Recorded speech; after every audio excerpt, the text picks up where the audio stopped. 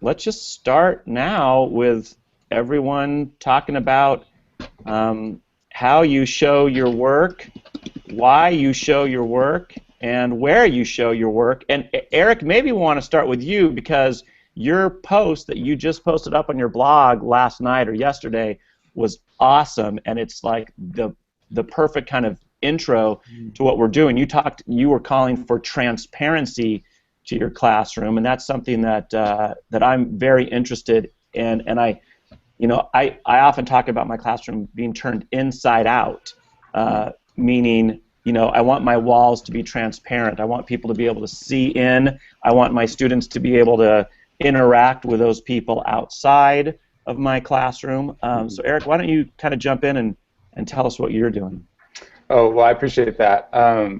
But I think the best part of the post was the picture of you and David, actually.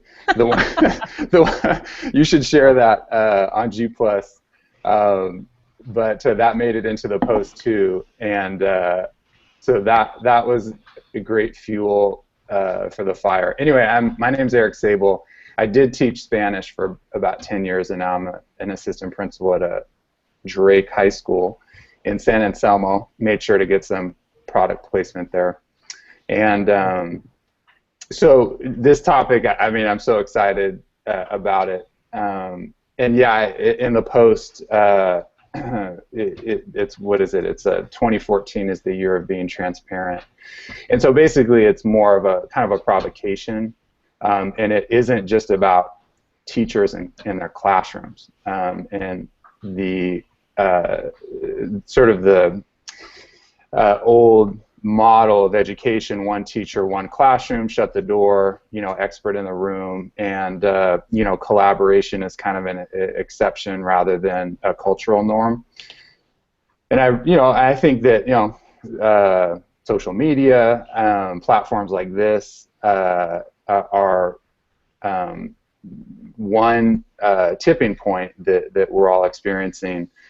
Where the classroom now is getting more transparent because people can share not just with their students, not just in their schools, but also with an international community. But then secondly, just to round that out, it isn't just about teachers. I also really kind of throw down about what school leaders need to do to be more transparent, and not just in the visible, physically visible way, but also too in the realm of relationships, and that it's easy to go into a meeting, make some decisions, put those out there.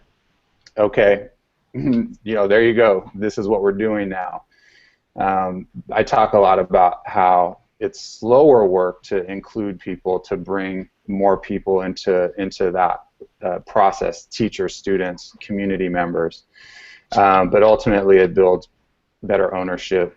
It builds deeper understanding and more longevity, because especially when it comes to school leaders, typically a typical school leader is not going to be at a school site as long as a teacher on average.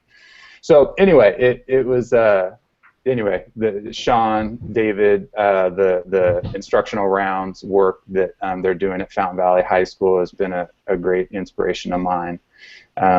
We've tried to implement those twice at my school and come up short, and part of that is the struggle to get people to really open up their spaces to make it a public space rather than a private space. All right, that's probably a way too long synopsis of that. No, that's good. Thank you for that. John, I'm just going to kind of go down the line in order. I'm going to go left to right here. John, you want to share what you're sharing and showing? Can you hear me okay? Yeah, coming in loud and clear. I was just having audio issues, and I just got in on the tail end. So can you rephrase the question for me one more time? Oh, I was inviting you to share how you share and show the work of you as a teacher and or your students. Okay, great, thanks. I blog with my students, and I blog, well, for myself, but also for my community of teachers at school. And I think that's pretty critical. I started blogging about 5 years ago, and I've got that feedback initially, and it was kind of life-changing in a way. And now today, gosh, 5 years later, I can't imagine teaching without it. My students blog, and I blog along with them. So sharing all their work is done kind of digitally with me. They can turn in anything they want that's not digital, but I have yeah, I just call it a digital inbox, and the students turn in their links to their assignments into my inbox, and so then I can grade it right there. I can give them feedback via email because it captures their email address, and I found that is been very handy to have and keeps me really organized, and I have all my students' work then is kind of on a spreadsheet, links to everything that they've done. So I encourage them to share with the world, but they have to share with me too. Excellent. Sorry. Okay, there I am. Thank you, John. Melissa, what are you doing to show and share your work? So I am not currently in the classroom. I do professional learning with teachers and staff in Portland Public Schools, so I'm going to come at it from that perspective. Great. I do have a professional blog. I have a personal website where I share all my resources for any types of professional learning opportunities. I haven't written a professional blog in terms of a more reflective blog, and that's one of my goals, to do that for this year, to start trying to get what's in my head out into the blog space more this year. And I do a lot of Twitter and social media. I love that. I love sharing out resources and just following conversations with those channels.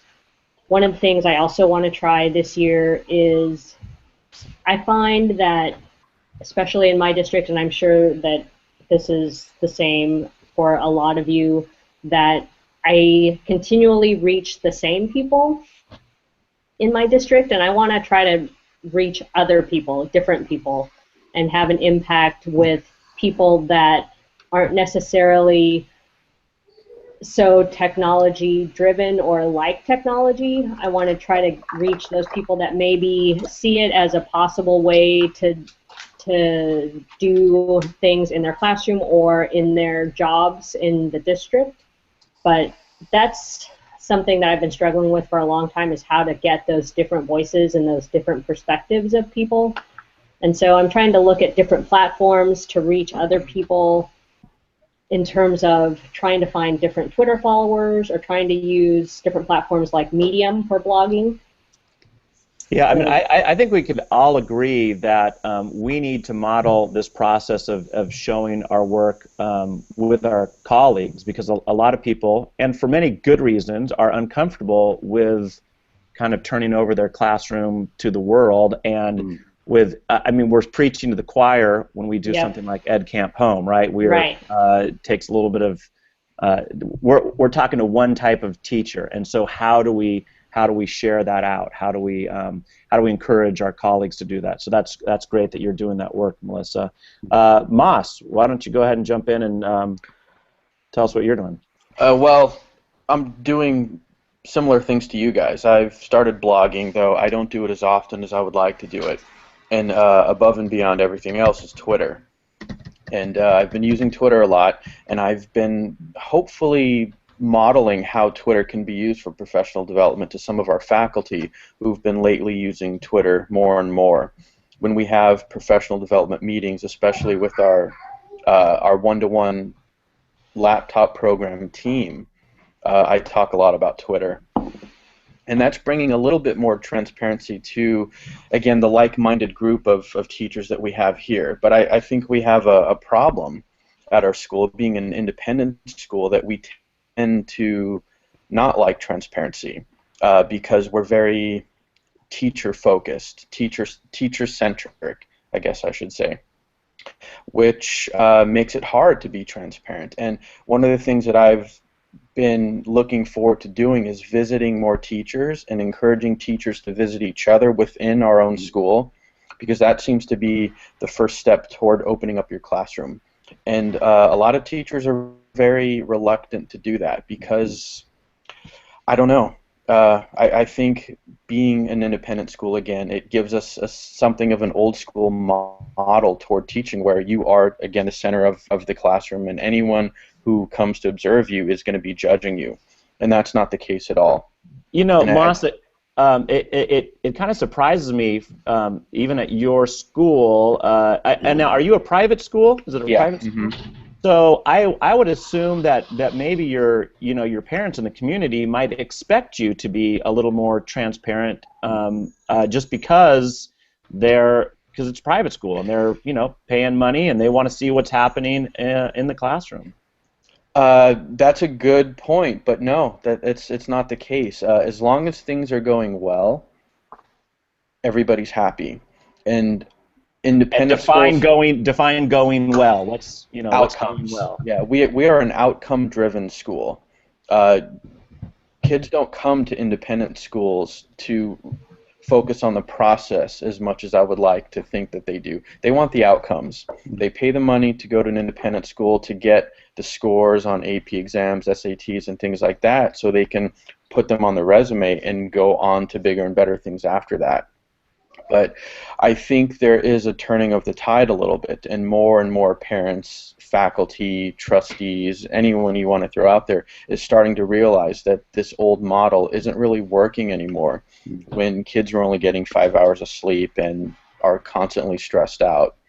And that's bringing more transparency to what we do by enabling us to ask, why are we doing what we do?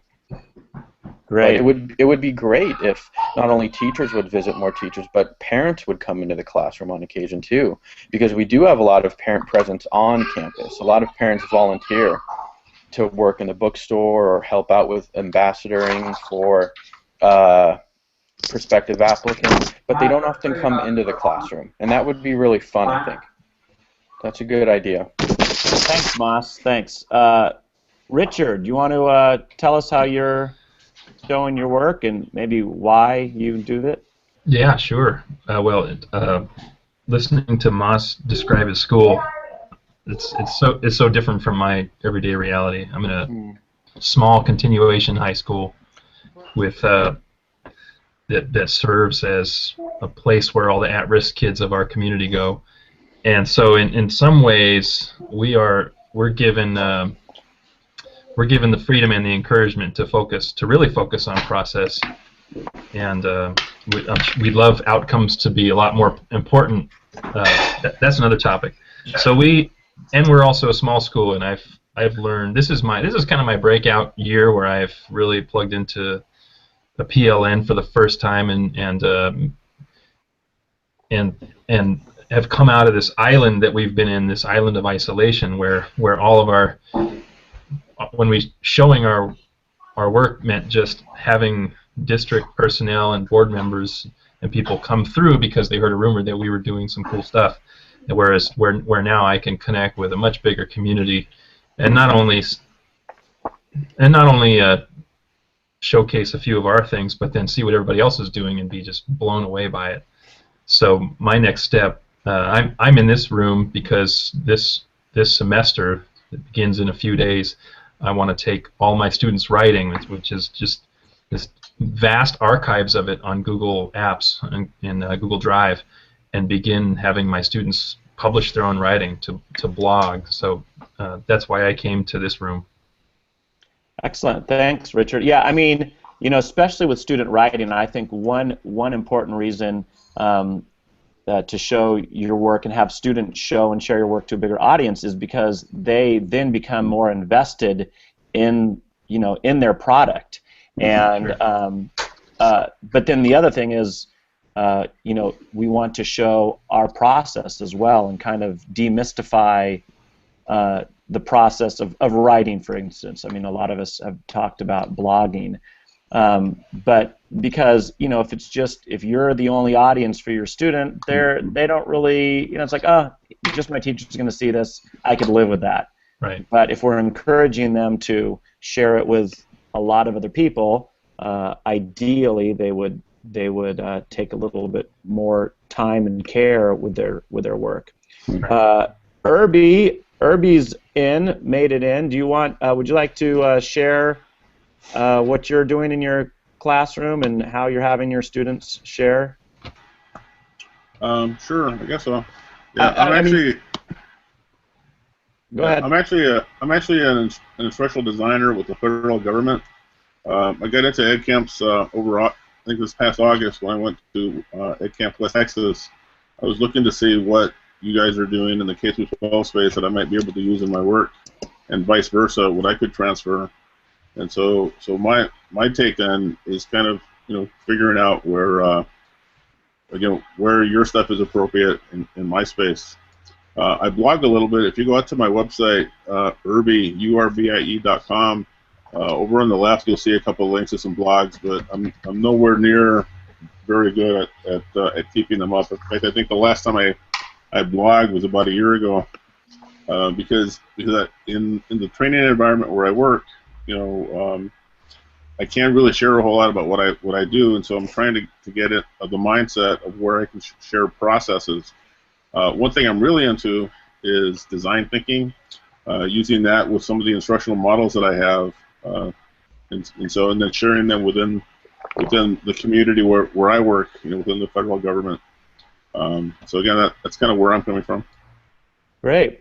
Does anyone have? I'm thinking, you know, if we're going to show our work, one kind of important aspect of this is finding an audience. Does anyone do any work with their students on training them how to find and or build an audience? Let's see. Some teachers I work with are really active in doing that. They kind of run the spectrum. Some blog themselves, some don't. But actually, getting back to the sharing happening virtually, we have a couple teachers that have stolen the Reframed blogging project from Sean and David. Hopefully that was okay. We didn't really sign any contract, but dude, that's why we do it, is to share and steal alike. Come on, Eric. Come on. So, no, I know. I say that in jest, but I think that's a good example of how actually your work at Fountain Valley is getting a broader audience, and certainly conversations like this are, you know, we're preaching to the converted. But that said, other high schools, other schools, you know, take it up. It starts with a teacher, two teachers. In this case, it's a team of teachers that are working with ninth graders. Just coincidentally, they're also piloting a one-to-one iPad project-based learning environment. Anyway, so they've taken Reframed, they read Catcher in the Rye, they talked about being a teenager, they kind of melded that into their social issues curriculum as well. So that's a great entrance into that. Is yeah, no, it's fantastic. And I think so then my friend, you can follow him at RPM Teacher. He's a tech coach. And he teaches computer science, and he also teaches yearbook as well. He really builds into front loads how to find your audience, because again, the point is the audience shouldn't just be the teacher, it shouldn't just be our classmates, it shouldn't just be our campus, It should be the world. Blog on what you're passionate about. Maybe it's fashion, maybe it's food, maybe it's sports, maybe it's cars, but find your audience and build those connections, again, while you're also working on your writing, while you're also interacting with quote-unquote the real world. So anyway, so I just a little plug for the Reframe project. It's a tremendous opportunity from the ninth grade, and again, this should be happening earlier, I think. You start with a premise of what is your audience. And again, we as adults who are blogging to whatever degree we're doing the same thing. You know, we're connecting with each other on Twitter, but I really liked what Melissa said a lot. we have to break beyond just the people we typically talk to, and this is one vehicle to do it. Yeah, well, and this is a perfect segue. What I wanted to get into. We only have a few minutes left if we're going to end on time and play nicely in the EdcampHOME sandbox. But forget about that. How do we evangelize outside of our Twitter community, out of our blog community? How do we expand and invite people, into this so that they're willing to participate and begin showing their work? How do we convert the unconverted? And Melissa, it sounds. Do you have something to say about that, Melissa? It sounds like that's what you're trying to do. Maybe where have you been successful in doing that?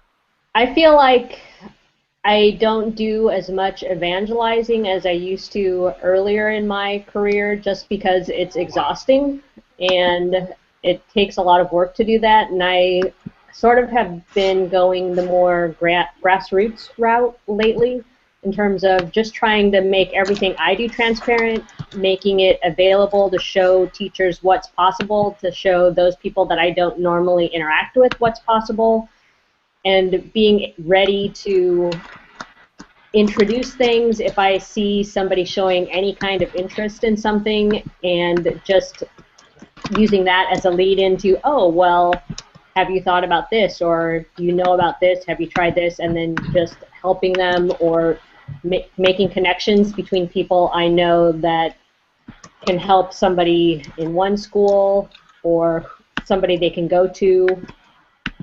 So I'm trying to work that angle.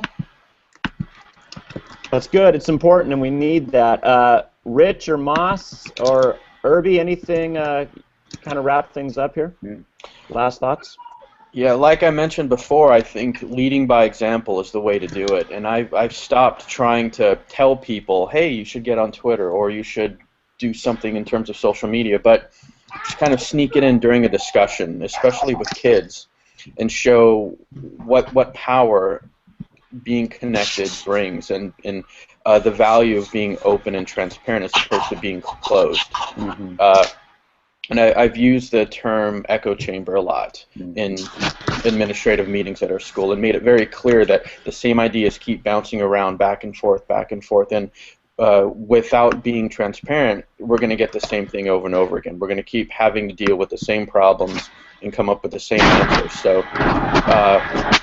just demonstrating why being transparent and open is important is what I've been trying to do. And patience.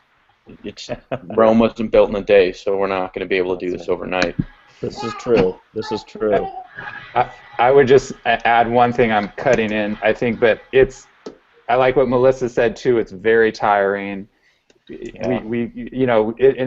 It doesn't help people just because we're fired up and let me show you how passionate I am, and you're going to see the light.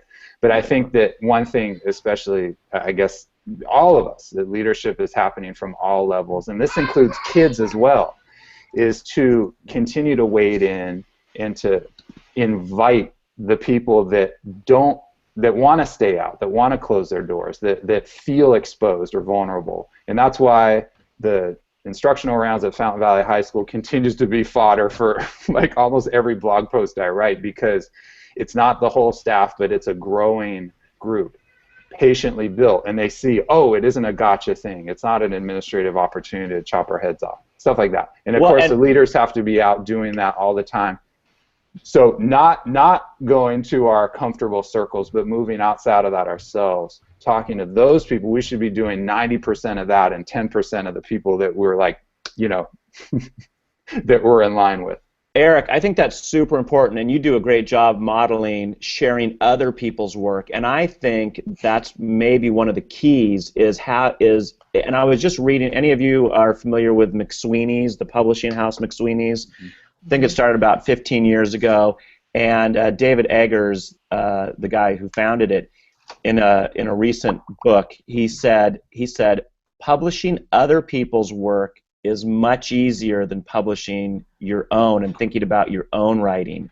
And I just thought, man, and it just kind of tied in, Eric, as you were speaking, and Moss is this is the way to model, is if you see someone who's doing something great in their classroom or their students are doing great work, invite them, or don't even invite them, just ask, hey, can I share this out on Twitter? And you show their work, and then the response that they'll get as, hungry teachers looking for something, new and effective will latch onto that, and I think that would be a great way, to bring other people in. Unless anybody have any last, Moss or Rich or Irby, we didn't get a chance from you guys. Any last thoughts? No, thanks. I see our time's up. Okay. All right. Then with that, we'll time out and jump back into the stew and see what happens for session 2. Thanks everybody for You're the best, Sean. Thanks, everybody. participating. Thanks. Enjoyed it. Yeah, thumbs up. High 4. High 4, Yeah. Eric. High 4. Oh, sorry. Here, peace sign. How about that? And Maria, we're sorry you grabbed us right at the end. Was in somewhere else. That's Session okay. 2. Session 2. Gotcha. All right. See you, everybody. See you. See you guys. Peace.